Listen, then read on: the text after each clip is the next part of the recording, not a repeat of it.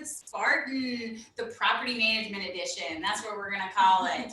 Thank you guys so much for joining. And as you know, if you've been able to tune into previous episodes, that we're doing this every month and kind of pick various topics and then let all of our investors and anybody that's been interested or any leads that submit to us questions about that topic and what they want to hear us talk about. So I'm very excited, first time on SIPs, Stephanie Devine, Director of Property Management. She oversees the entire property management company within Spartan, which is Alabama Rental Properties. So say hey. Hey everybody, super excited to be here for my first episode of SIPs with Spartan. I'm really just excited to be able to do this. Yeah, she's just here for the wine. Sorry. No, I know property management is always a hot topic. So it is. And, you're very popular. So, because I got a lot of questions submitted. So a lot of people want to know kind of just like the nitty gritty questions that we've got today. So I've got a stack of questions for Stephanie for today, and mainly the three things that people want to hear about in property management. You've got leasing, occupancy, maintenance, and then evictions, rent collection. Like those are your three things. That's what you want to know about. So the overwhelming majority of the questions are pertaining to those three things that we had submitted. But if we have time, if you want to submit a question, and if we have time at the end, we'll take those questions. So, all right, well, we are going to jump right in. We're going to obviously start with the biggest ones as far as the COVID related, but we're only doing a couple of those, and then we're not talking about COVID anymore. It's 2020 has definitely been a special year. We'll say that. It's been a year. Right. So we're going to go, and property management has its own fun activities outside of COVID anyway to talk about. So, but the biggest thing, obviously, like I said, with rent collection is evictions. And so right now, kind of, what is the evictions, what have they looked like in the past with COVID shutting down, and then kind of moving forward, because it's just now kind of shifted for us. Yes. And what does that process look like, within COVID, and then kind of what does it look like outside of COVID? Normal. Okay. So I can kind of take that question and break it up a little past, present, future, like what's happening normally, what's happening currently, and what do we expect going forward. So that might be the easiest way to explain it, and it might be a little bit of a long answer, so forgive me if I ramble a little bit, but there are a lot of moving pieces really with everything in property management, but especially with evictions right now. So during normally, so in the past, in a normal scenario, evictions, we maintain an eviction rate below 1%. That's our rolling average over the year. So that is what you normally can expect. Evictions are no fun for anybody. We really do try to avoid them at all costs. It's no fun for the owner, obviously, no fun for the tenant, no fun for the property manager. So really, nobody benefits in this situation. So typically the process can be anywhere from 90 to 120 days, worst case scenario. And this is on a typical basis. So rent collection starts at the first of the month. So you have your rent that's due at the first, it's late after the 5th. Immediately after the 5th, we are creating notices for all of those tenants who have not paid their rent yet. And those are going out and being delivered by the 10th of the month, so we can start that process as soon as possible. The reason it can be a little bit delayed and it's not always delivered right on the 6th is because, there's a process with creating the notices, getting them delivered. There's a lot of logistics and all of that. And then also, depending on holidays and weekends and stuff like that, that can also play a factor when notices can be delivered. Because they're like served, aren't they? Yes, they all have to be hand served, notarized, all the fun stuff. The legal process starts there with the delivery of the notice. And once it is delivered, the tenant legally in the state of Alabama has 7 business days to cure their notice. So what that means is once the notice is delivered, that clock starts ticking the next day. So if it is delivered on the 10th, typically that notice isn't going to expire till about the 20th. If it's a normal week without holidays and depending on how the days fall again, of course. So by the 20th or the 25th, really towards the end of the month is when we really experience all the notices expiring that haven't been fully paid. So at that point, then we are able to start the attorney process. I say legal process, but it starts with the actual notice on the door. We start the legal process. And then once we hand it over to the attorney, we hand over all of the properties that haven't been paid by the end of the month to the attorney to actually go and start the filing process in the courts. So we then would start the filing process in the court, and that is done by filing an unlawful detainer with the court system, and the tenant is then given another notice. And there's another cure period of 7 business days. After that is done, then the court date is set. And so the court date is typically set about 2 to 3 weeks after that initial cure date. So you're looking at about from when the property is sent to the attorney till the court date, it's typically about 45 days, six weeks or so. Once the court date happens, you usually either have the tenant there, you don't have the tenant there. Regardless, about 99% of the time, we're going to get the writ for possession. Again, Alabama is a very landlord-friendly state, I should say. It's not always super fast, though. We do have some issues. A little slower in the South, just a smidge, but you know. Well, they'll always rule.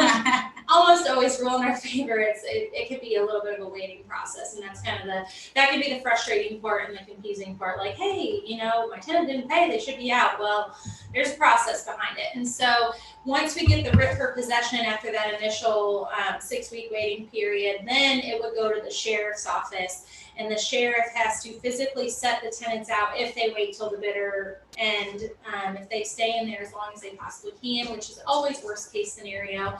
And not all cases go that way. Either there's about 3 ways that they could go. The tenant either pays off, the tenant gets out of the property because they know the inevitable end, or they wait till the very, very end. So it's a percentage of the total that happens with. And so those folks, after the writ is filed, it's typically another 6 to 8 weeks after that before the sheriff gets to it in a normal circumstance. And so you're looking at a 90 to 120 day window as far as the total process for an eviction. And during that time, I can't forget to mention that our team is doing everything we can to continually check and monitor the status of the property, have the tenants vacated. We're checking that every single Monday physically. We're having an employee of our team check the property. We're also checking utilities every single week to make sure that they haven't snuck out and turned the power off, because that's automatically a legal handover of possession.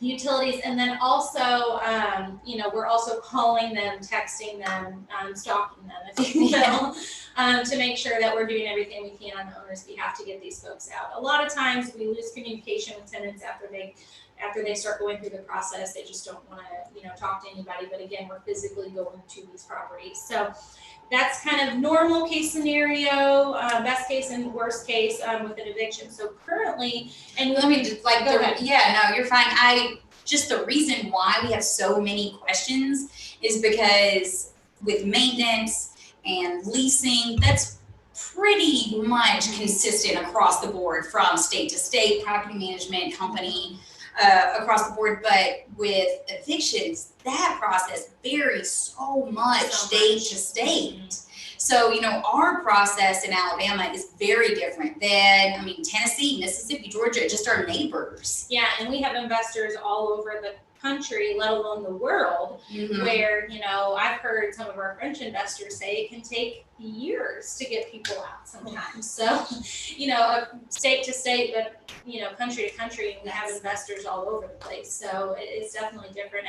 And during this, period of COVID and pandemic that we're experiencing, there have been different state legislations for state to state for that. So it can be kind of crazy depending on where you are. So currently what we've been experiencing, everybody knows that the federal act, the moratorium on the evictions, luckily we haven't had to, be prohibited towards that too much, because none of our investors have federally backed, federally funded loans. So we are not currently under that moratorium anymore. But during the worst parts of COVID, the end of March through the beginning of June, the state of Alabama did have a stay on all evictions. So no matter when the tenant was sent to eviction, whether that was in January, February, all of that stopped. That was all pre-COVID situation. So those those unfortunate situations have been in a little bit of a longer state of limbo.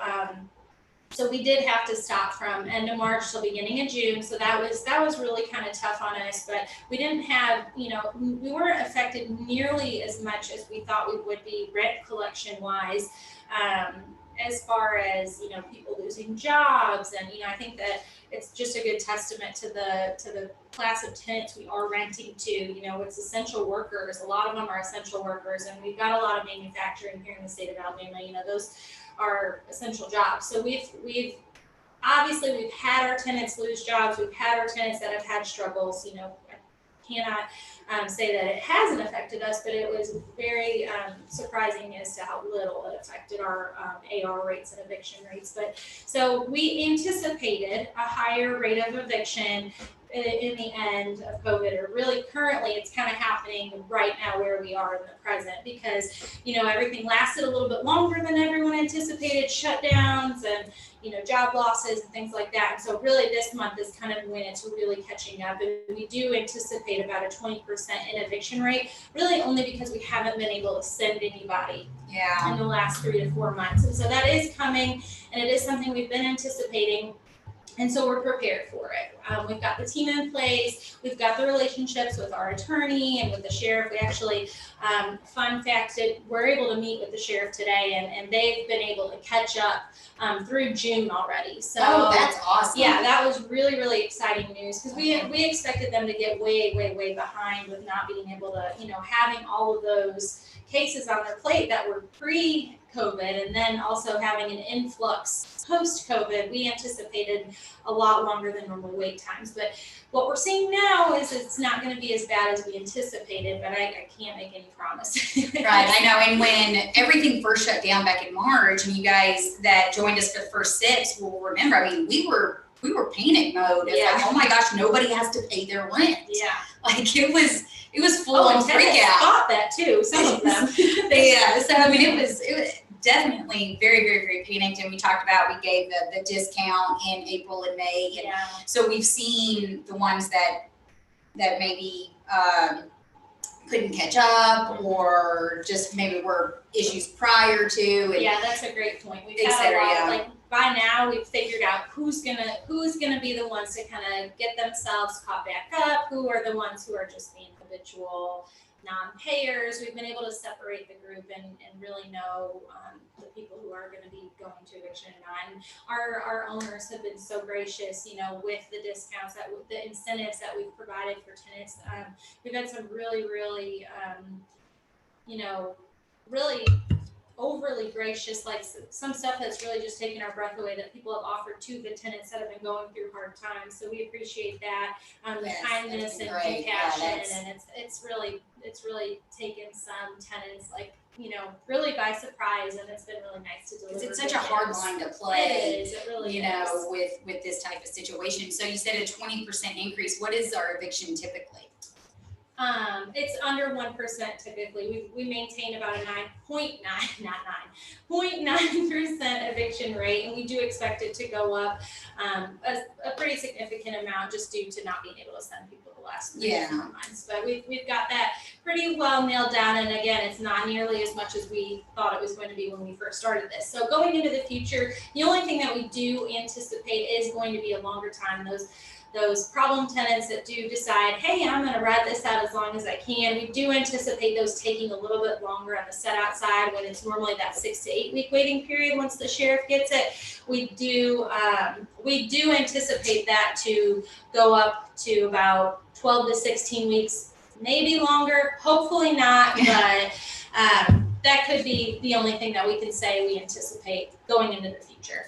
All right, so that's kind of COVID with evictions and everything like that. So what happens though, this was a great question. So let's say that the property was just leased, and this is kind of more in regards to Alabama rental property and the leasing fees. Yeah. What does that look like if the tenant, heaven forbid, goes into eviction and they, let's say they moved in February?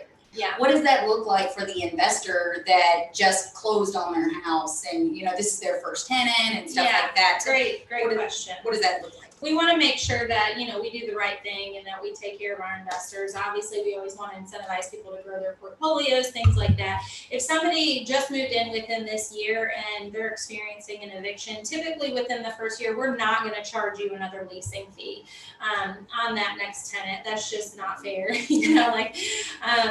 So we want to do what's right.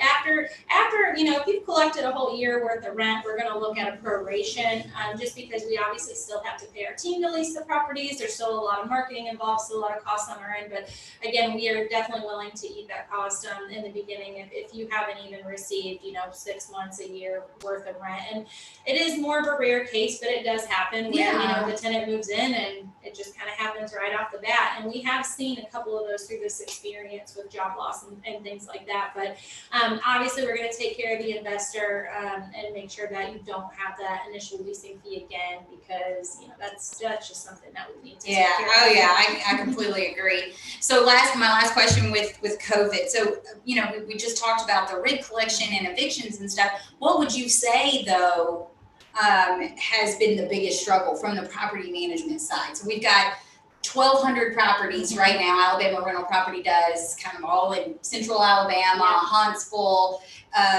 Like you said, our tenants, a lot of them are essential workers, but a lot of them aren't, too. So we're kind of widespread there. So what would you say has been the biggest struggle just through the whole experience from the property management side? Yeah, great question, and it's a pretty easy answer. It's maintenance, and maintenance is always a little bit of a struggle. There's a lot of back and forth. There's a lot of communication. There's a lot of moving pieces. We want to make sure that issues are taken care of in a timely manner. We want to make sure the tenants are communicated with. We want to make sure the vendors and contractors are doing the right thing. We want to make sure all the invoices are coming in right and getting billed right. There's just a lot, and it's high volume. It's 1,200 properties. So maintenance is always a little bit of a struggle. Everybody that's back there watching and that has anything to do with property management is like, yes, preach, yes. Okay, yeah. So maintenance is a little bit tough, but the reason, particularly during COVID, that it's been so challenging is that once the state went into lockdown, we couldn't send our people into occupied homes for non-essential, non-emergency work orders. So with 1,200 properties, any given day, we get 10 to 30 work orders, just depending on the day, depending on what's happening, depending on the weather, there's a lot of factors that play into that. But if you take that many work orders times that many properties, that, if a 5%, 10% are emergencies, and the good majority of those are non-emergency, some of them we can close out because they're silly, and some of them, though, are repairs that typically we would make, and we weren't able to send people into occupied houses. We struggled to maintain the team and really and really like making sure that people are comfortable going into houses. We supplied all the safety equipment and gear and everything, but you just have people who, one, aren't comfortable or with their family situation, they can't go into properties during this time.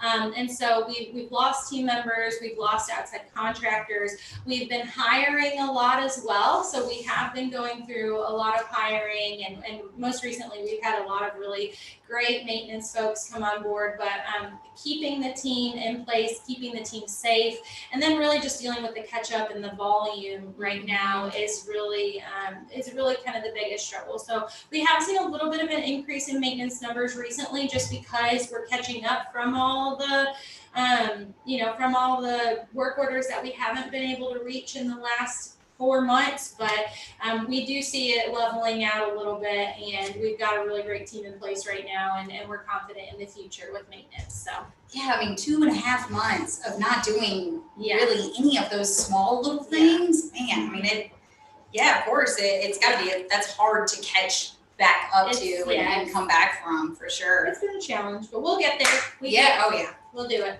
All right. Done with COVID questions. No more COVID. Okay. All right. So our next question, I mean, this is like awesome. And so I just bought a Spartan Invest property, right? Okay. Yay, congrats, Lindsay. Thanks. I'm a new investor. what is the communication or kind of the transition? Because we're all in the same building, same company, but what's that transition from technically Spartan Invest to Alabama rental property? Like who's my contact? Who do I talk to? How do I get information? What does that look like? That's an awesome question, a very common one that we get throughout the process. And like you said, we're all the same company. Some people have this misconception that we're two different places and two different people, but we are all one company, one building, just kind of sister companies, property management. ARP is the property management arm of Spartan. So, and we only manage Spartan sold and renovated properties. But so the first thing is once your property is closed, papers are signed, all the funds have been transferred. The first thing that happens is you're going to receive an email from Spartan and Alabama Rental Property saying, hey, thank you so much, and hey, welcome. And your hey, welcome email is going to say, hey, this is the transition. We're so excited to have you on board, part of the family, because that's what we consider our investors. And it's going to have a link for you to sign up for your initial welcome call with your CSM, Client Service Manager.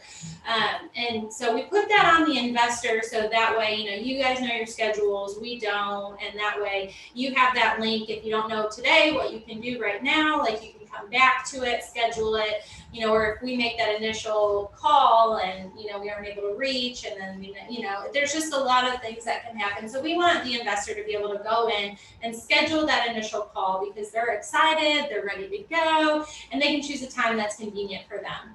And so once they schedule that, they're going to get an email confirmation from the CSM saying, thank you so much, we're so excited. Here's a link to our video to give you a brief overview of our owner portal. So that way you can kind of get a brief tutorial on what to expect with the portal, and then you can kind of start getting your questions ready. And then once your scheduled time comes along, your CSM is going to call you, introduce themselves, of course, say congrats, all the fun stuff, and then do a brief owner portal walkthrough, like, hey, this is what we use this for, kind of an elaboration on the quick little video tutorial that they get. And then from there, they want to just answer any questions that are still lingering, and then also just get to know you really. We want to make sure that we're delivering the best service as far as, making sure that you feel comfortable with your CSM. If you have any questions, reaching out whenever, that we get to know you, your situation, setting those expectations on our end and on your end. We want to understand how you like to be communicated with as well. Some of our owners like to only do phone communication. Some of our owners don't ever want to get a phone call from us. They only want an email, or they only want to use the portal. We're open to any of it. We want to make sure to make those monthly calls, but sometimes people are like, okay, I know you guys, I don't need you to call me anymore, just send me a quick note. But then we also like to use the portal as much as possible because it helps for record keeping, documentation. It's sometimes hard to remember what you talked about on a phone call 6 months ago. So right. We do use the portal as much as we can.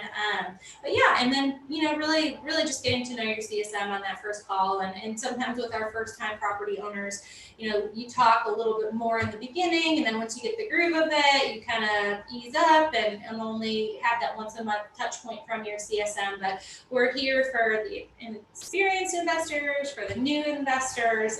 Their job is just to make sure that no matter how many questions you have, they all get answered. So right, and we've just actually increased that staff too. So yeah, now we're going to have a total of 4 client service managers. Super excited too. Yes, I know it's going to be great. So they're going to just that way their managed portfolio is a lot smaller and stuff like that. But I remember back in the day when we would call everybody every month, I'm like, okay, yeah, I got it. No, so I was like, okay, well, we just want to make sure. So that, because those things like the evictions, maintenance, those are all inevitable. Our goal is to make sure that you guys are communicated with about those inevitable issues. Absolutely.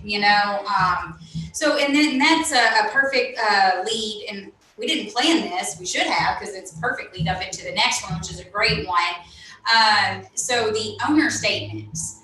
Our owner statements are through our property, where every investor, like you said, has their own portal and they can access this 24/7. But sometimes I think maybe we might take for granted, or we're in the software so much and they're just very familiar. It's like a second language to us kind of thing. We know how to read them very quickly. And so we're going to share our screen with you, and then Stephanie's going to walk you guys through what our owner statements are. So you're a Spartan Invest client, and this is what your owner statement is going to look like. Yeah, that's a great point, Lindsay. I'm glad that you mentioned how, for us it becomes second nature, and, a lot of times we get a lot of questions on the statements, like, your statements look a little funny, or, I can't quite understand this. And there are definitely times when they look easy, and sometimes they look harder, and it's harder to add the math up for some, and insert, especially as you grow your portfolio, it can definitely get a little confusing. But hey, again, that's what we're here for. That's what your CSM is here for. But I just want to give you a brief overview of all the main points that you're going to see here. So at the top, you're going to see your owner statement date. So this says 7/1 to 7/31. So twice a month we do drafts, we do payments. So on the 20th and then on the last business day of the month. And so you're going to get 2 statements published every single month.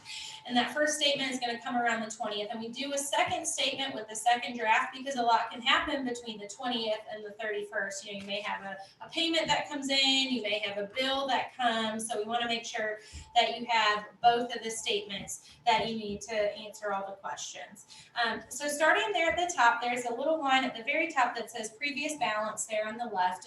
This one always throws people off. Sometimes it even throws us off, but we can always do research and find out where it comes from. The previous balance right here on this particular statement, it's showing 0. However, sometimes you might see a negative up there. Sometimes you might see a positive up there. The reason this may occur at any given moment is if something happens in the previous month, but it doesn't show up until this month's statement. And you're probably thinking, well, why would that happen? Great question.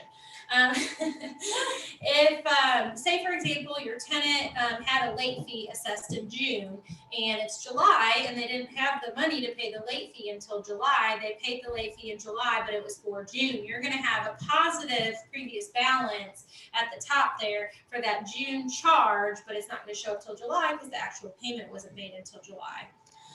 Same thing for a bill. If a bill comes in kind of late and it was for something that occurred the previous month, we do have to make sure. Or another good example of a negative previous balance is if a tenant makes a payment in June and then we don't get the notice until July that the payment bounced or was returned or whatever the case may be, that money is not there, so then it has to come off of the statement, and a lot of times that will happen as a negative previous balance.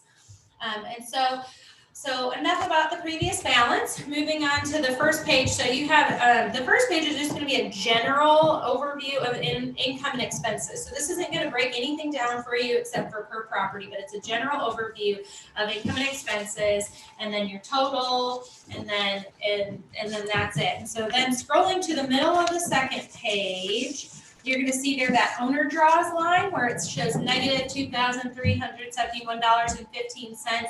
While this shows a negative, that's basically us sending the money to you. So being taken out of our account and going into your account. So right under there at the bottom, it says due to owner 0. That's because they debited that money from our account and sent it over to your account. Sometimes that negative throws people off, like, why are you charging me all this money? No, that money is being given to you. So then there's quite a bit of line items in here that don't get used. So there's a little bit of fluff, which we wish we could remove, and we have tried, and we have called, and we have put in software requests, but we haven't been able to get a lot of that fluff taken out. But rolling down to the middle of about page 3, you see that income and expense 117 reach circle. That is where you're going to get your specific breakdowns for each property. So this particular portfolio has 3 properties. So you have your, I say specific breakdown, more specific on the top because it's just general. This one's going to break down your type and your property and the date, and then the amount that was collected. And then on the bottom, you see the expenses broke down. So your expenses there are your management fees, the date that was charged, the 20th on our owner draft, and then the total, and then your net operating income for that property for this month. So if you keep scrolling down, you're just going to see that individual breakdown for each property. On that last one, you want to keep going there. You do see that you can, if you stop there, you can see that there are, under the expenses, you're going to see where you get a breakdown of who did the repair. Like these are both repair charges, who did the repair, when the repair was done, or billed rather, and then how much the repair was. In this case, the owner had a couple of, just a general maintenance for a septic tank, pumping, and then another general plumbing bill. So if you want to keep scrolling down there, you can see the actual net operating income. And then we are going to have a few extra line items. Other expenses, general income, general expenses. We don't really use those too much. You're just going to get more of the specifics. So they can cause confusion, but typically there's not going to be anything listed in those fields, and so you kind of just have to stay focused on what is listed there. But that's basically it. And again, there can be some different things that happen with the statements, and that's always what we're going to be here for, to answer the questions. Right, that's what your CSM 100%. Like if there's any questions about your statement, yeah. Don't move, Mike. Yeah. All right, so kind of thank you for doing that, by the way, because it can be really confusing. Yeah, it can be, and it's hard to explain with a very, that statement was pretty easily laid out. But again, the more properties you get, the more mixed up it gets, and you just ask us. We're here to explain everything. Yeah, that's 100%. We do also publish a management detail report, which gives you a little bit of a different view on it. So there's a couple of reports that we can use to help our investors piece it all together. So. Oh, sweet. Awesome. Mm-hmm. All right. So the next question that I've got, are there any breaks or perks in the management fees or leasing fees that, hey, if you're buying more Spartan Invest houses, which obviously we love, we want you to do. Absolutely. But are there any perks to kind of growing that portfolio from the fee side of things? Yeah, absolutely. We want our investors to have more properties with us. Obviously our goal is to help people build their wealth, and that's the ultimate goal. And how do you do that? You do that by building your portfolio. And SI has done a great job of diversifying into different markets to help our investors feel comfortable in purchasing more and growing their portfolios. We have Huntsville now, and we've started branching out into more markets, even within the Birmingham metro, which has been really exciting as well. But we want to make sure we have all kinds of areas to offer as far as diversity within the portfolio, so that our investors can do that. Back to the fees. So as far as management fees go, if you have 1 to 5 properties, your management fee is going to be 9%. And then if you have 6 to 10, it's going to bump down to 8.5%. And then over 10, you're going to get an 8% management fee. Yeah, which is a really, really good rate. I know a lot of our peers don't offer a scale of that nature. But as far as leasing fees go, we don't really offer any incentives on that side of things, just because we do have, again, we're a little biased, but we have like the best leasing team around. So they are. What's our current occupancy right now? It's 97.2. Okay. I'm not gonna. If I had a mic, I could drop there. We don't want to drop this. No. It's probably expensive.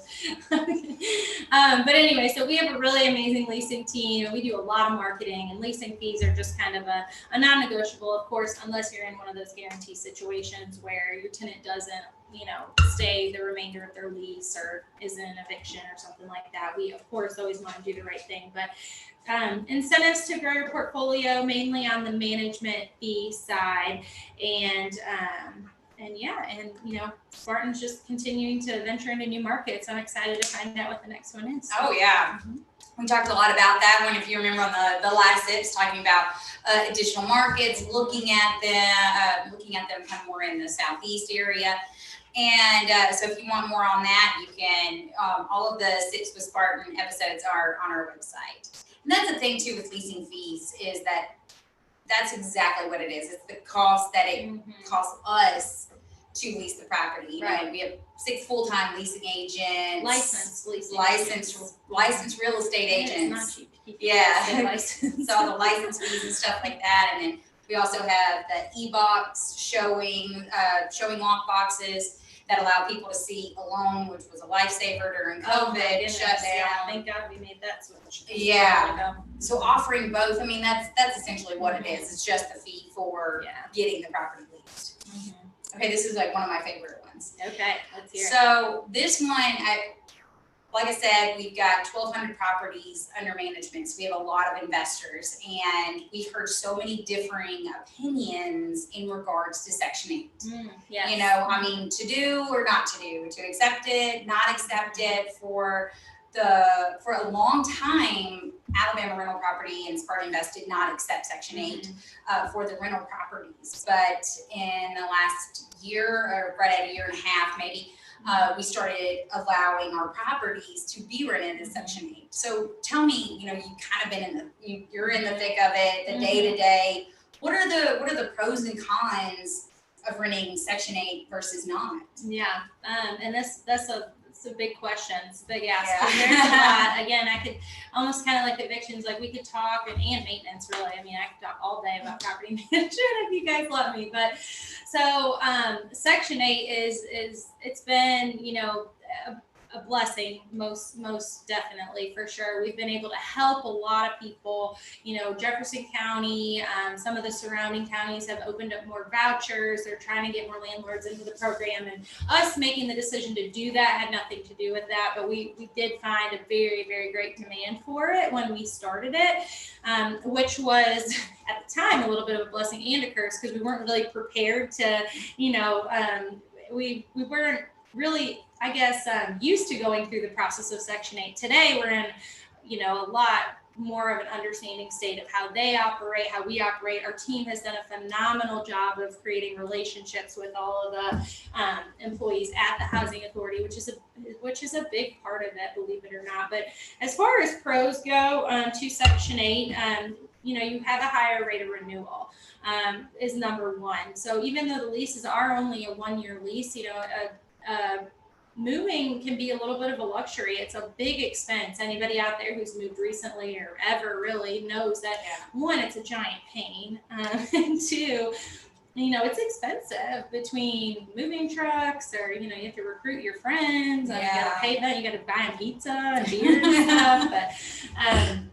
But anyway, so you have a higher rate of renewal because this tenant base doesn't want to move, and they can't, you know, afford to move every year. Number two, the rent payments are going to be more timely and more you know, it's going to be a lot more consistent. You know, a standard tenant will be very consistent as well, but in this case, you know, the payments get processed on the 3rd of the month. They come from the Housing Authority. It's a government agency, so you have a really a higher consistency rate with the payments. And then also you have an extra set of eyes laying on your property all the time. You know, you have Section 8 inspectors who are annually looking at the property. If the tenant has any issues, you know, the first place they're going to call is the Housing Authority. They'll come out and look at it and say, yeah, probably need to, you know, add a smoke detector in this room, or everything's fine, you know, the tenant's exaggerating, whatever the situation is. So you always have an extra set of eyes on your property, which is great. You know, you don't have to pay for that. So cons, on the other hand, you know, there are a few cons as well, just as with everything, pros and cons. The Housing Authority can be a little bit challenging to work with. You know, they have a set of rules, and sometimes, you know, what the rule is supposed to be, they don't necessarily want to go that way. So, but again, like I said, our team has done a really great job of making relationships with everyone there. So that has really, we've been able to really turn that around within the last year. So that's been good. But and the timeline can be a little challenging too. Sometimes with inspections, those move-in inspections, they can, you know, go a little bit longer than we want them to, depending on the inspector's schedule and that kind of thing. So we don't really have a whole lot of control over that.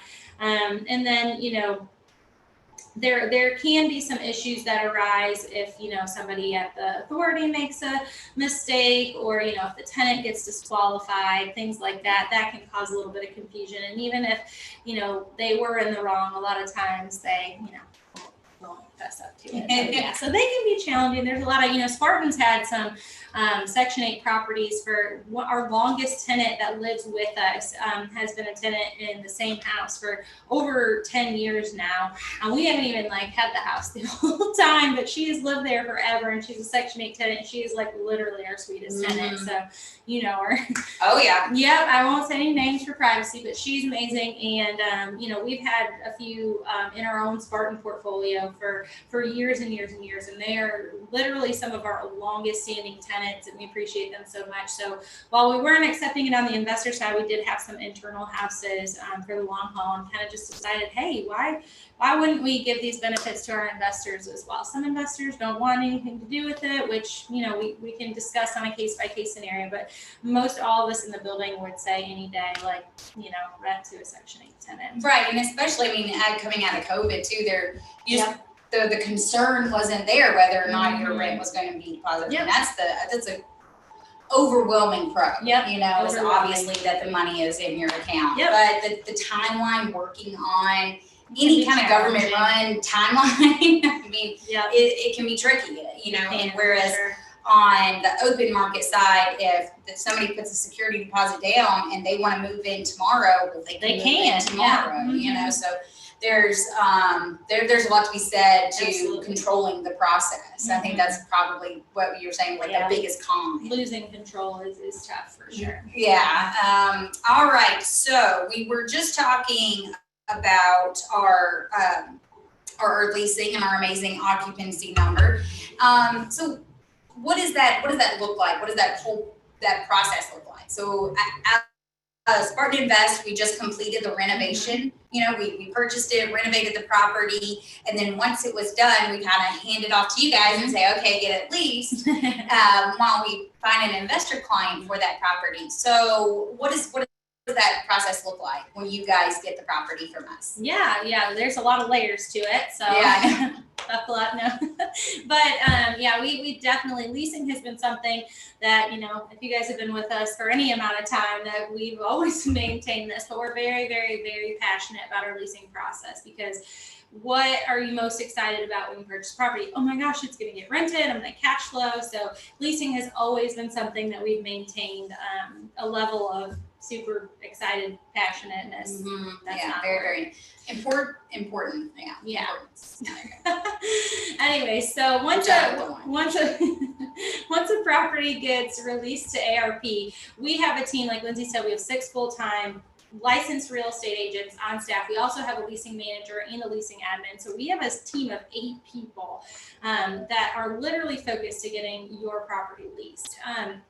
So the leasing admin then takes it and puts it on the website, gets it marketed out to all the channels. And so that's the first step, because once it goes to property where it syndicates out to a bunch of other properties, we order the sign, we get the beautiful sign in the yard. We also put it on the MLS, the multiple listing service, because we are a brokerage and we do have licensed real estate agents. We do allow other real estate agents to show our properties as well, just because we don't want to miss any opportunities. The leasing agent that's over the property in that specific territory is going to visit the property immediately, make sure, everything's in check, ready to go. And it always is, because Spartan's handed us the property, or our move out team has handed us the property, but we need to also make sure that the lockbox is on there, the electronic lockbox, that it gets assigned properly, and that, everything else is in check. During the summertime, sometimes the grass gets a little crazy. It grows really, really fast around here. It's very humid and hot. So, but yeah, so they're the boots on the ground. They're the ones keeping eyes on the property. They're the ones fielding.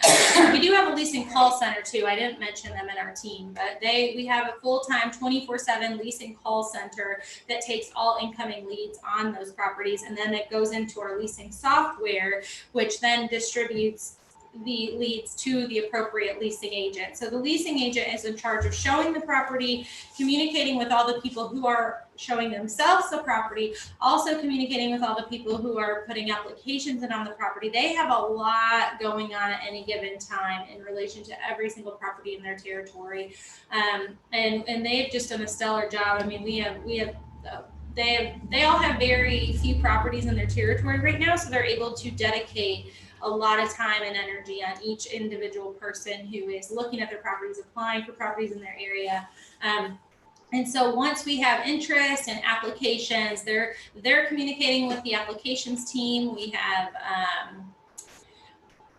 they're communicating with the applications team, and the applications team is making sure that they have all of the pieces of information in to make sure that the tenant's approved or denied. And once they're approved, or even before they're approved, if it's like, you know, a property they really want, we tell them, hey, bring your money in now, because there's plenty of times when something gets swooped up right from under somebody. So we just tell them, hey, as soon as you can, bring us that deposit. If for some reason you don't get approved, we'll give you your money back. So we do everything we can to get that money in ASAP, just for the tenant's sake and for the owner's sake. And then once they get approved, then we get the lease signing scheduled. If it's a non-Section 8 tenant, they have to sign their lease within 3 weeks. If it's a Section 8 tenant, we fill out their packet, hand it over to Section 8, and start the process as far as scheduling the Section 8 inspection. And the leasing agent schedules the lease signing. Once that lease is signed, then it kind of rolls to the next step in property management. So in a nutshell, yeah. But there's a lot of moving pieces. I keep saying that, but with every single step, with that many properties, there's so many things. It's just a lot going on. It's a lot to get the property from point A to point B. And it's something, I mean, the property management piece is the lifelong relationship with the investor. So it's so important. Like, absolutely, all the tiny little details are crucial to how your property is going to perform, like, overall as an investment. Scotty, you're welcome. Thank you for the shout out. Appreciate it. Thanks for tuning in. So I'm going to throw a curveball at you, though. So we know, gosh. I have to. I'm not prepared for this. So we all know that our rental properties see kind of the same seasonal effects that the typical owner-occupant market does as well. Yeah. You know, hey, springtime, it's increased through the summer. When school starts back, it's a little down. But you know, 2020 has been such an anomaly. What do you expect? Because usually August 1st is when we see a slowdown, but we haven't. We're still kind of having to pump them out of, you know, acquisitions and construction to make sure you guys have enough inventory. So what do you think this fall is going to look like? Because usually October, November is when it really slows down from the leasing side. I have to say, Lindsay, it's 2020, so I don't have crystal balls. Just kidding. But really, no telling. No telling. But yeah, I mean, again, historically, just because you kind of mentioned historically, we do slow down really starting in September, end of August, September, because typically in Alabama, schools go back pretty early in August. And so people want to make sure they're moved by then. And then, you know, Thanksgiving hits pretty immediately after, and then Christmas, and then January, it starts all over again. So, but with that being said, we have the best leasing team we have had ever in the history of ever. And so the team has not slowed down at all. You know, we are almost rolling into September, and we haven't seen a slowdown. And inventory wise, you know, our team has done such a great job of catching up all the inventory and getting things leased. Like, we've started a new process in leasing where we're pre-marketing some properties if it qualifies in certain criteria for pre-marketing, just to make sure that our leasing agents have enough properties to lease.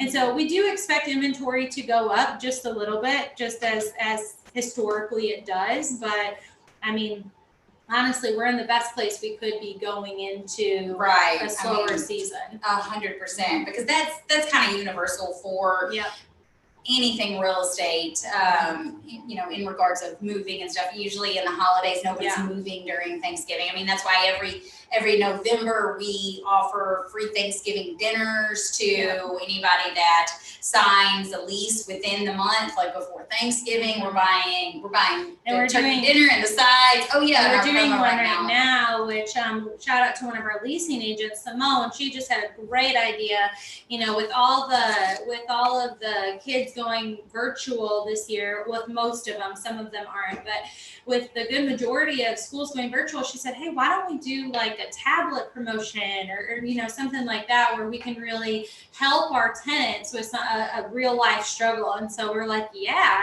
we can do that pretty easily. We do the turkey dinners, and August is typically a slower month. And so we're like, yeah, let's do it. And so we're doing right now, anyone who puts a deposit down in the month of August, we give them a Amazon Fire, like a Kindle Fire, like one of the new ones, one of the really cool ones to help with that virtual learning process, because we rent to a high majority of families, and so most of our tenants are experiencing some sort of difficulty when it comes to going back to school. So we're really excited about that. That's awesome. Yeah, I mean, have we gotten a lot of success from it? Yeah, it's been really, really well received, and we've had a lot of really great fun stories about people being really excited about it, how it's really helping their families. So that's awesome. Yeah. All right. Well, that was I told you I had a stat for you. Wow. That is a wrap for this edition of Sips with Spartan. Just to let everybody know, so we started this as kind of a way to stay connected with people who wanted more information about Spartan and what's going on. We started it just kind of as a monthly, and then it grew into a monthly kind of get to know you topics we're going to discuss, and we're actually going to turn that into a podcast. So we are in the process, we're in production phases of a Sips with Spartan podcast that we're going to be airing weekly, and that should start probably being released hopefully by the end of September, but I'm not going to write it in stone. And so we're really, really excited. And in these podcasts, they're going to be about 15-20 minute episodes, and we're going to dive, into the nitty gritty as far as the acquisitions, the construction piece, and then have series on additional passive income opportunities. And, we are very fortunate to work with a lot of wealth advisors and wealth strategists that can speak very intelligently on alternative methods of passive income. So we're going to have them on too, and provide just as much knowledge as possible to all of our investors and listeners of the podcast. Maybe some fun, juicy property management stories too. Oh yeah, there are plenty of those. We'll have a whole episode dedicated to funniest tenant or funniest stories. Yeah, you'll need your tissues for that one, because we've got them for days. And then also, if you are interested, at the very beginning of October, we are having our second annual Spartan Summit. It's being held virtually this year. The price is only $49.99 for a ticket, and we've got some great speakers. We've got Keith Weinhold, Get Rich Education. Let's see, we've got Russ and Joey with Wealth Without Wall Street. We've got Aaron Chapman, Security National Mortgage. We've got Pierce Bevel, MC Lobster with Cash Flow Ninja, and Whitney School with, Lifelong Capital. Bridge Capital. Sorry, I'm so sorry. Yes, and he's talking all things commercial real estate. So, we have got a great lineup of speakers for the summit. Oh, and the Spartan team, of course, obviously. Sorry, forgot about us. Yes, and we will be speaking to myself, Stephanie, Maureen, and then we also have from a couple of our CSMs talking about just some experiences they've had with dealing with investors too. So, a great lineup. Please check it out. And even if you can't attend the actual virtual live event during those 2 days, it's the 8th and the 9th, you still get all of the material, all the presentations from the speakers and stuff. You can still get all of that information. So even if you're not available, you can still sign up and come back and get that information later. Very cool. All right, so join us next time for our next Tips with Spartan. We'll send out inquiries, and if you have an idea or a topic or something that you want to hear discussed, just go to our website, spartaninvest.com, and send in something that you'd like to hear, and we'll discuss it next month. Awesome. Thank you, Stephanie. Cheers. Appreciate it. Cheers. You All right. You really beat me on this round. Sorry.